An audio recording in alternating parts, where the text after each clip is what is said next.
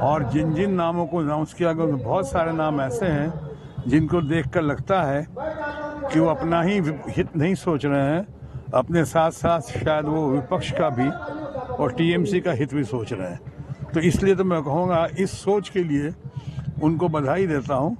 लेकिन वो कुछ भी कर लें, कोई भी नाम अनाउंस करें, कितने लोगों का टिकट काटें, कितने लोगों को कट फॉर सीट करके इधर का उधर, उधर का इधर करके उलट फेर करके लाएंगे, 400 पार या 370 ये भूल जाएं, किसी कीमत पर संभव नहीं है।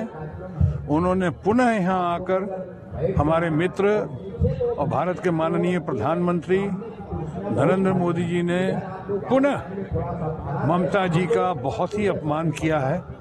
जैसी भाषा का प्रयोग किया उन्होंने कल परसों में यहाँ पे संदेश खाली के नाम पे, जो मामला सुलझ चुका है, जो मामला जिसको अंडर कंट्रोल आ गया है, उसको सिर्फ पॉलिटिकल रीजंस की वजह से उन्होंने फिर से उभारने की कोशिश की है।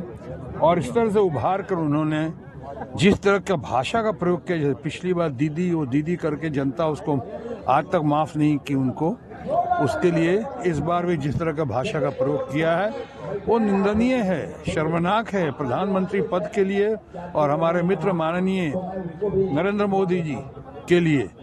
ये शोभा नहीं देता और बंगाल की जनता जो है उसका जवाब देगी। और बहुत अच्छी तरह उनको पता है कि इस बार जो है वो जो 400 पार और 300 पार कह रहे हैं, 370 पार कह रहे हैं और 300 पार कह रहे हैं, और अपना बजट से लेके अपनी योजना 2047 तक कर सकते हैं की बात कर रहे हैं। मैं आपको कह देता हूँ, पिछली बार भी बंगाल में उन्होंने कहा था 200 पार। आपके सामने मैं आज कह सकता हूँ, उस वक्त 200 पार कहा था तो 70-75 सीटों पर निबट गए। वो भी कैसे निपटे उस पर मैं ज़्यादा नहीं जानना चाहूँगा, बहुत सारे इसमें बातें हुई। तो इस बार अगर उसी औसत से आ जाएं तो 200 कहा था तो 70-75 पर निप गए। अब 400 पार कह रहे हैं तो यहाँ भी उन्होंने 150 पौने 200 पर निपट जाएंगे, इससे आगे नहीं बढ़ सकते। अगर गलतफहमी में तो भूल जाए। वैसे जिस तरह के नामों की घोषणा की है और अभी आज आपने जैसा बताया, मैं फिर से कहूँगा कि उनका इंटरनल अफेयर है, जिसका करें, लेकिन मैं इनमें से बहुतों को नहीं जानता हूँ और ना ही मेरे अंदर कोई ऐसी प्रतिस्पर्धा की कोई दौड़ है उनके लिए, उन लोगों के लिए। मेरे पास मुझे आसनसोल की और बंगाल की जनता का, बिहार की जनता का, झारखंड, उड़ीसा, पूरे देश जो मिनी हिंदुस्तान है आसनसोल, उसकी जनता का भरपूर आशीर्वाद है। और मैं समझता हूँ इस बार फिर आप लोग के सहयोग से, जनता के आशीर्वाद से तमाम पुराने हम कीर्तिमान एक नए तरीके से स्थापित करेंगे।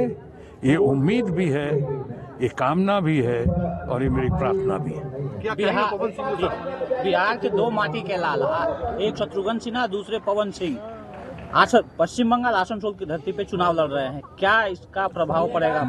मैं कैसे जानता हूँ, मैं तो जानता ही नहीं हूँ। कहीं ऐसा है, अभी आप जो कह रहे हैं मुझे तो ये भी नहीं पता है बिहार में हैं, कहाँ से हैं, या मैंने कुछ तारीफ सुनी है कलाकार सिंगर के तौर पे कि भोजपुरी फिल्मों में चाहे कुछ जगह उनका, लेकिन मुझे नहीं पता है कि वो बक्सर से हैं कि वाराणसी से हैं, यूपी से हैं कि बिहार से हैं।